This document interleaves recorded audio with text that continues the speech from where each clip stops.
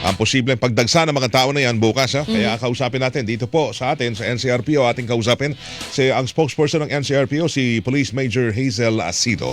Major, magandang umaga po. Welcome po sa Double Wang, sa Double B. Good morning, ma'am. Good morning po sa ating Double Wang at sa ating mga tagapasubaybay. Magandang umaga po. Magandang Salamat umaga. sa All oras. systems go na po sa latag ng security measures natin para sa malaking protesta bukas. Yes po, tama po kayo.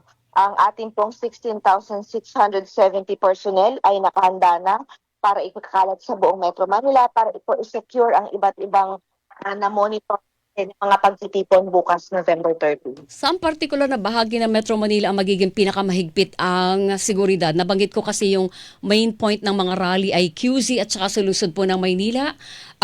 Which particular na area po ng QZ at Maynila?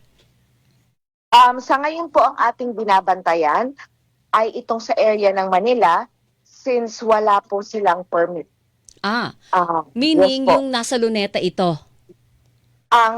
Since ang Liwasang Bonifacio po, yun po yung initial nating na-monitor na area kung saan sila magtitipon-tipon, ito po ay Freedom Park. So okay lang po na wala silang permit, kaya lang po yung possibility na magmatcha sila sa kung saan na kailangan ng permit is yun po yung binabantayan natin. Ano yung mga lugar na kailangan ng permit, ma'am? Pakilinaw nga. Ano-ano? Isahin na muna natin yung Freedom Park. Maynila, ma'am, saan dyan?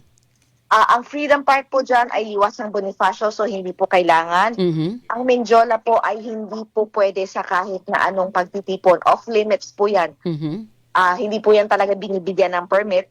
So yung Luneta po ay kailangan din po ng permit kasi po kailangan po nilang kumuha mag-secure ng clearance mula sa ating national parks and ganun din po sa LGU at saka po yung area po ng yung Quiapo. So may pwede po silang pumunta doon. US Embassy. So may yung mga areas po na pwede nilang baka nila puntahan na may permit. Hindi po pwede. Hindi, so ang Quiapo pwede? Nang walang permit? Quiapo, kanyo? Hindi po pwede ang Hindi pwede. Quiapo. US Embassy, hindi pwede rin? Hindi rin pwede. Hindi rin po pwede kasi daanan po yun kalsada po yung harap ng US Obstruction yun, Embassy. Okay. Sa linawin ko lang, ma'am, sa lusod muna tayo ng Maynila, sa mga binanggit mo na kailangan po ng permit, meron bang nabigyan ng permit ang LGU? At saka yung National Park Development Committee. Correct. Development Committee para po sa Luneta Rally at iba pang party dyan sa lusod ng Maynila. Wala po silang nabigyan ng permit. Kahit isa po dyan sa lugar na yan? Wala po. Alright. Okay. Sa lungsod po ng Quezon, ano ang mga Freedom Park dyan at kung meron po nabigyan ng permit?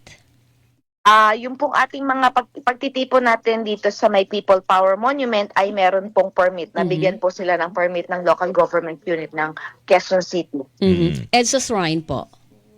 Ang po, since siya po ay kalsada, People Power Monument lamang po ang binibigyan natin ng permit. Okay. Yung sa may White Plains po na area. Correct. Saan po pwesto dyan? Kunyari, sa may saan po pwesto ang pulis? Kasi nung nagdaang, kailan ba yun? Nagkaroon ng isang malawakang 2 araw na rally. September 21. Yung mga pulis pumwesto mismo doon sa harapan ng People Power Monument. Oo. Yes po, kasi po off-limits po yung ating People Power Monument. Ang inalaw lamang po sa kanya isang area po ng White Plains, yung mismong parang may isang way lang po sila na pwedeng i-utilize kasi yung kabila po is gagamitin for mga sasakyan. So hindi nila pwede sakupin ng EDSA? Hindi po pwedeng sakupin ng EDSA. Okay, pero eksahan na natin doon ang traffic. Katulad nung dati, nag-a-adjust kayo ng lane ng busway para kahit yung ibang private vehicles, pinapayagan na makadaan doon, Major Asilo?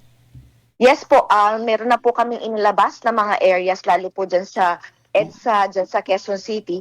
Meron na po inilabas ang MMDA na advisory kung ano po yung mga pwede nilang daanan para hindi naman po sila sobrang maabala. Kasi talaga pong magagamit po yung mga daan na yan. Kaya po naglabas na po sila ng rerouting at yung mga temporary road closures po ay meron na rin po tayo naka-advise dyan sa ating page. Ma'am, doon sa mga sasama ng mga civilian, mga ordinaryong mamamayan dyan sa rally na yan, ano po ang bawal? Gawin at sabihin. Yes. Okay po. Bawal po ang anumang armas, patalim, club, stick, firecrackers, hazardous materials. Bawal din po ang drones. Ang PNP lamang po ang allowed na gumamit ng drones, although yung organizer po is inallow sila, basta sila ay magsasabi kung sila ay magpapalipad ng drones, kasi no fly zone, drone zone po yung aming mga rally perimeters. Hindi rin po papayagan ang malalaking bag, glass bottle, backpacks na mahirap inspeksyonin, at alak o anumang substance na maaring mag-trigger ng gulo. Magkakaroon ng random inspection doon, ma'am, sa mga bags. Lalo po at yung mga bag nyo ay sobrang laki, na parang hindi naman po kailangan ng ganung parang yung mga yung mga magkukot ng attention ng ating mga pulis na hindi naman kailangan nandun yung mga bag na ganyan. Kasuotan, may bawal ba?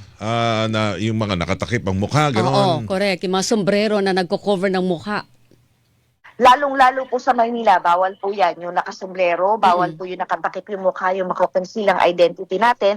Based po dun sa ating ini-implement na anti-balaklava ordinance ng Maynila. So, bawal po. Pinapayagan po yung regular na medical face mask para sa health purposes.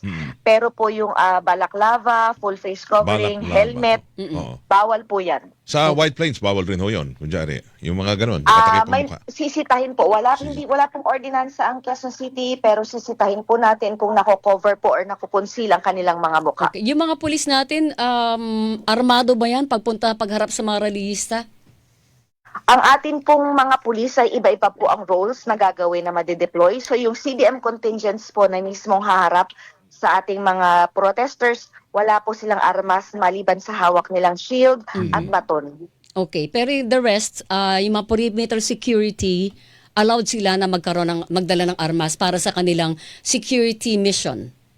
Tama po, yung ating perimeter security, ganun din po yung ating mga arresting officers, may baril at may handcuffs. At pinapaalala ko rin po na kami po, meron po tayong ilalabas na abiso regarding po sa permit to carry. So, yun po ay meron po kayong suspension po ng permit to carry. Okay. Alright. Major, thank you. Thank Good you luck sa po. oras, ha. Good luck po bukas.